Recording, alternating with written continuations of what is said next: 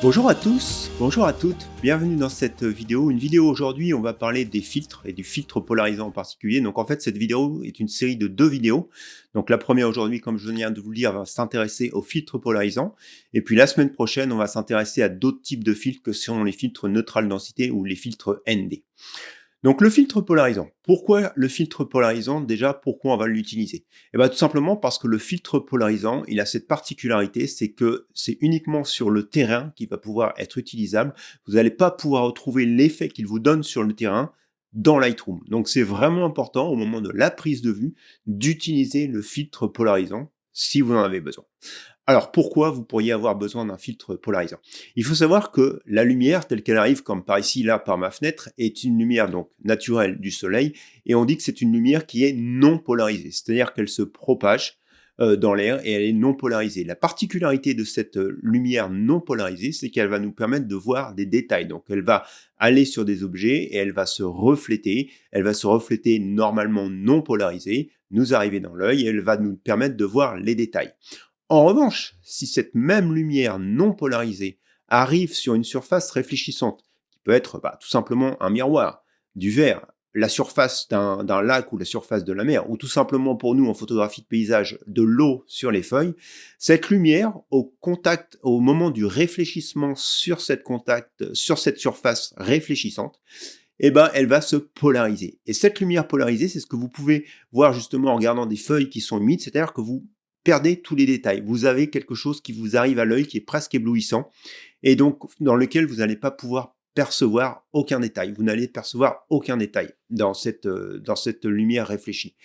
Le filtre polarisant, justement, c'est ce qu'il va vous permettre de faire. Le filtre polarisant, en fait, il va empêcher à la lumière, justement, polarisée de passer à travers. Donc, il va réfléchir cette lumière polarisée pour ne laisser rentrer dans l'objectif et donc sur le plan focal que la lumière non polarisée. Alors du coup, le filtre polarisant, à chaque fois que vous allez vous voir retirer des reflets, eh ben, ça va être intéressant. Il y a des fois où il va falloir éviter justement de l'utiliser. Admettons que vous vouliez photographier à travers une vitrine ou que vous vouliez photographier la surface de l'eau en gardant le reflet par exemple d'un arbre sur la surface de l'eau, et ben là il va falloir éviter d'utiliser le filtre polarisant. En revanche, si vous voulez voir ce qui se passe à l'intérieur de la vitrine, donc pour éviter justement le reflet sur la vitrine ou le reflet de l'arbre dans l'eau, et ben là, vous allez utiliser le filtre polarisant. Et le filtre polarisant, quelque part, va vous donner cette impression de pouvoir voir à travers le reflet. Donc c'est vraiment tout l'intérêt du filtre polarisant. Alors après, l'autre intérêt du filtre polarisant, c'est qu'il va saturer la lumière. Pourquoi il va saturer la lumière? Tout simplement parce que dans l'air, dans l'atmosphère, il y a des poussières. Ces poussières vont aussi réfléchir quelque part la lumière, ils vont polariser la lumière, et donc en retirant cette polarisation, vous allez redonner des couleurs beaucoup plus saturées, des couleurs beaucoup plus contrastées à votre image. C'est tout l'intérêt finalement de ce filtre polarisant. Donc on a vu l'intérêt du filtre polarisant, et je vous disais, ce filtre polarisant, vous n'allez pas pouvoir récupérer les informations dans Lightroom, donc c'est vraiment quelque chose à utiliser d'abord à la prise de vue. Alors vous allez me dire comment on va l'utiliser, le filtre polarisant. Donc je vais vous montrer donc le mien qui est ici de filtre polarisant. Donc en fait vous allez le monter sur le devant de votre lentille, et il doit avoir cette particularité, c'est il va tourner. Et en tournant, vous allez donc mettre l'effet polarisant ou ne pas mettre l'effet polarisant, donc permettre à la lumière polarisée de rentrer ou de ne pas rentrer dans l'objectif. Ce qui fait que c'est pas un filtre non plus 0 et 1 quand vous allez l'utiliser. Ce que je veux dire par là, c'est pas polarisé, non polarisé. Non, vous allez justement, comme vous avez pu le voir faire quelquefois dans mes vidéos, vous allez pouvoir graduer la façon dont la lumière va se refléter, et donc toujours conserver un tout petit peu de reflet et ne pas forcément avoir 100% de la lumière non polarisée qui vous rentre dans l'objectif. Donc c'est vraiment l'intérêt d'avoir cette rotation et de vraiment l'utiliser, cette rotation, dans votre composition. Admettons que vous êtes en forêt, vous avez du reflet sur les feuilles, mais vous avez le soleil qui est alors derrière vous. Je pense que ça va être le plus facile à comprendre, parce que s'il est devant vous, vous allez vous dire forcément de toute façon on va être ébloui, donc ça va pas servir à grand chose d'essayer de retirer les reflets.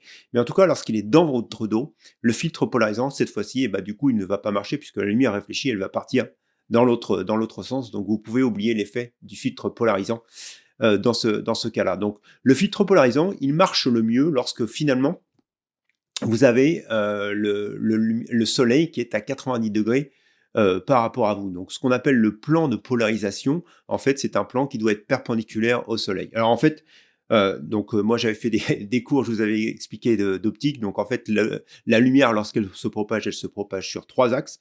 Vous prenez votre main comme ceci, vous pointez avec l'index le soleil et vos plans de polarisation, et ben, c'est le plan qui est formé entre votre pouce et puis votre index, et puis votre majeur. Et donc c'est là en fait où vous avez le maximum de polarisation sur votre filtre, c'est ce plan qui va être vraiment perpendiculaire au soleil. Si vous commencez à être sur le côté, donc avec un angle, on va dire entre 90 degrés et quelque part 0, vous allez avoir toujours un effet de polarisation, mais qui va être beaucoup moins important. Donc c'est vraiment ici, sur ce plan de polarisation perpendiculaire au soleil, que vous allez avoir le maximum d'effet du filtre polarisant. Encore une fois, c'est pas toujours nécessaire à chaque fois d'aller chercher le maximum de polarisation. Donc a priori, vous pourriez vous dire, on n'utilise que si je suis perpendiculaire au soleil, mais vous m'avez vu dans beaucoup de vidéos, le fait d'avoir de la lumière sur le côté donne quand même un intérêt au filtre polarisant. Et puis, il ne faut pas oublier que vous êtes aussi quelquefois dans le cas de lumière diffuse. Il y a 15 jours, c'est ce qui s'est passé lorsque j'étais en forêt avec le brouillard. Et donc, dans ce cas de lumière diffuse, et bah, tout simplement, le filtre polarisant va aussi vous aider à retirer certains reflets, et donc va toujours être utile, même si à la limite, vous ne savez pas vraiment où est la position du soleil. Mais encore une fois, si elle est dans votre dos en face de vous, ça va pas le faire. Donc voilà pour le fonctionnement finalement du filtre polarisant. Donc maintenant, on va revenir sur le matériel. Donc moi, vous me voyez utiliser souvent ce filtre-là, donc qui est monté, comme vous pouvez le voir ici, sur un porte-filtre. Et donc ce qui se passe, c'est que je mets sur ma lentille donc cette vis finalement d'adaptation. Sur cette vis d'adaptation, je vais venir, hop, alors on va essayer de ne rien faire tomber, monter mon filtre polarisant, et donc, tchac, je le retire, et donc c'est comme ça que je vais faire monter, et je peux faire tourner, donc en fait, même si je suis là sur mon porte-filtre, vous voyez que, enfin, je ne sais pas si vous le voyez, mais en tout cas, mon filtre polarisant peut tourner. Donc ça, c'est premier type de filtre polarisant. Le second type de filtre polarisant, et ben, c'est celui-ci, qui sont des filtres polarisants dits magnétiques, c'est-à-dire que, hop, je vais essayer de retirer tout ça. Donc vous avez ici le filtre polarisant, et le filtre polarisant, il est monté, voilà, sur elle aussi une bague d'adaptation. Donc celle-ci, elle est vraiment toute fine, et du coup, ça va être magnétique. Tac, et donc vous allez pouvoir aussi tourner pour faire la polarisation ou pas de votre image. Donc, deux types de filtres, le filtre sur un porte-filtre, et puis le filtre donc magnétique. Alors, ce qu'il faut bien faire attention avec les filtres polarisants, et d'ailleurs tous les filtres de manière générale, c'est-à-dire que ça marche très bien lorsque vous êtes sur des angles moyens, on va dire. Lorsque vous descendez sur des grands angles, donc en dessous du 24 mm, je dirais aux alentours à peu près de 20 mm, il faut se méfier parce que c'est possible que si vous n'avez pas le filtre adapté, vous allez finalement commencer à voir le cadre de votre porte-filtre dans l'image. Et sur ces filtres-là, ce qui va se passer, c'est que vous allez avoir du vignettage aussi. Donc forcément, avec le grand angle, j'aurais tendance à dire, méfiez-vous, parce que vous risquez d'avoir des effets qui ne sont pas forcément désirables avec le filtre polarisant. Donc au-dessus de, allez, on va dire 20 mm, c'est vraiment à regarder et à tester avec votre filtre, mais au-dessus de 20 mm, vous êtes tranquille, en dessous du 20 mm, attention. Alors forcément, quand vous êtes avec ce genre de bague d'adaptation, hein, que ce soit ici ou avec le magnétique, ça veut dire qu'aussi, si vous avez des objectifs avec différents diamètres, eh ben, il va falloir acheter différentes bagues d'adaptation pour mettre sur vos objectifs et pouvoir monter le porte-filtre. Mais en tout cas, le porte-filtre, lui, il va être universel. Donc si vous avez un filtre et un porte-filtre qui sont bien adaptés, ça va bien se passer. Si vous avez un filtre magnétique, mais que là encore, vous avez besoin de diminuer le diamètre, et bien là encore, vous allez avoir des bords sur le côté. Et donc là encore, avec les grands angles, vous risquez d'avoir des soucis. Donc, vigilance. Donc voilà, on a regardé quand utiliser un porte-filtre, on a regardé quand utiliser un filtre polarisant, on a regardé comment utiliser un filtre polarisant. Après le choix, sur un porte-filtre ou sur un magnétique. Alors, très honnêtement, j'utilise le porte-filtre et je pense que l'utilisation du porte-filtre va s'expliquer très clairement la semaine prochaine, quand on va parler des filtres gradient neutral densité.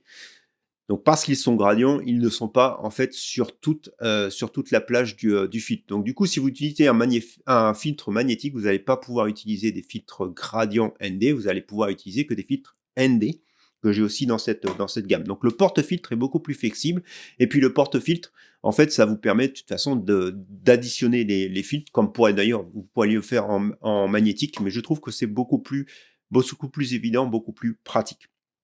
Au moment de la prise de vue, Ce qu'il faut bien savoir avec un filtre polarisant, c'est que votre filtre polarisant, ici, bah, vous le voyez, il est un peu sombre. Ok, vous voyez ma main derrière, elle est beaucoup plus sombre que si elle était en dehors du porte-filtre. Ce qui veut dire qu'en général, avec un filtre polarisant, vous allez perdre au niveau de votre exposition. C'est-à-dire que vous faites une prise de mesure, vous mettez le filtre polarisant, vous allez, en fonction des types de filtres polarisants, perdre au minimum un stop, et ça peut parfois aller jusqu'à 2 stops. Si vous vous rappelez, j'avais testé des filtres polarisants où j'avais vraiment une perte quasiment de 2 stops sur le filtre polarisant, alors que sur celui-ci, je suis presque à un stop et demi. Enfin, pas tout à fait, je suis un petit peu moins d'un stop et demi. Et puis après, vous avez certains stops. Alors, je vous avouerai que celui-ci, je ne l'ai pas testé. Ou du moins, je n'ai pas testé de combien il me faisait descendre de stop.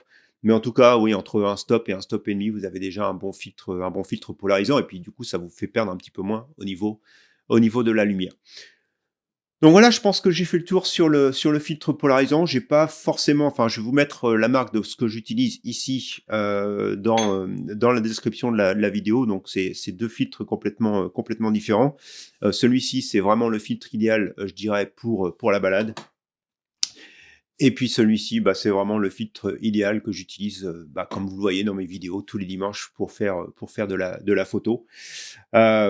Voilà, je pense que j'ai fait à peu près le tour sur les filtres polarisants. Si vous avez des questions, n'hésitez pas à me les mettre dans les commentaires. Je me ferai bien sûr un plaisir de vous répondre. J'espère que mes explications techniques en début de vidéo sur le phénomène de polarisation sont claires, que vous avez bien compris le phénomène. Si c'est le cas et si cette vidéo vous a plu, vous connaissez la petite musique. Mettez un pouce en l'air, n'hésitez pas à la partager, à la commenter, comme je vous disais.